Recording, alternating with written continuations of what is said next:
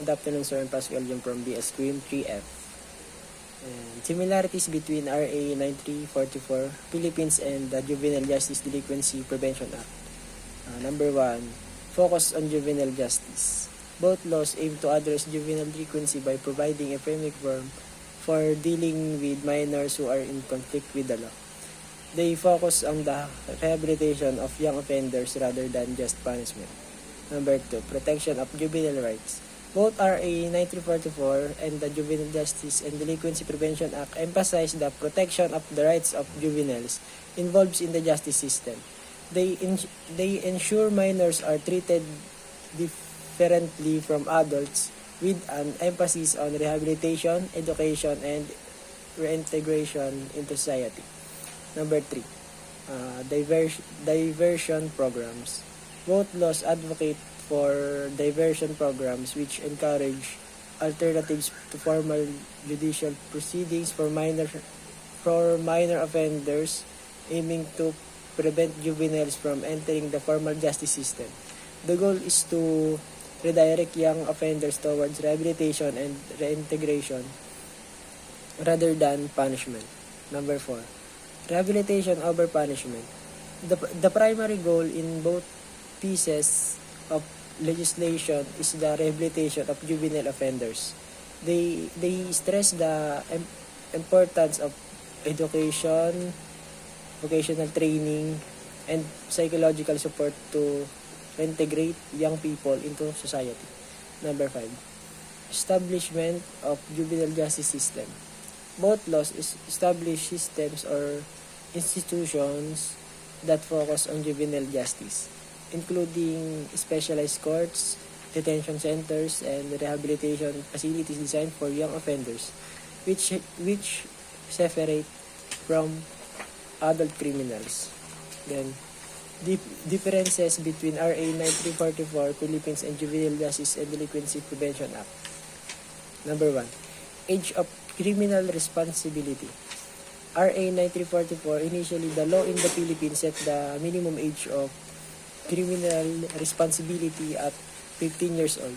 However, amendments under RA 10630 lowered it to 15 but still allows the possibility of a minor being held criminally responsible in specific circumstances, such as when the child commits a serious crime, or if they are between 12 and 15 years old but considered capable of committing offense.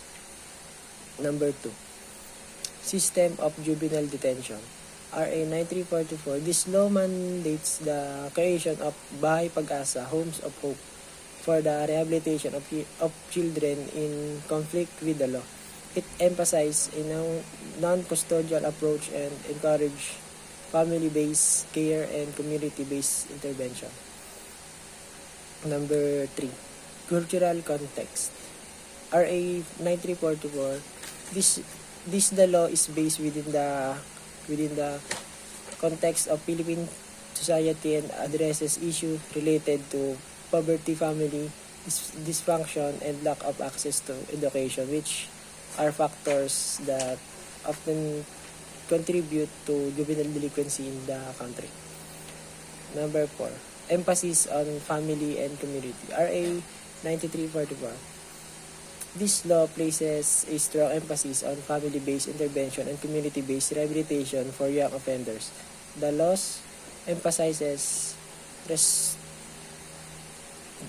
restorative justice practice such as the involvement of the family, community leaders, and local government units in addressing juvenile delinquency.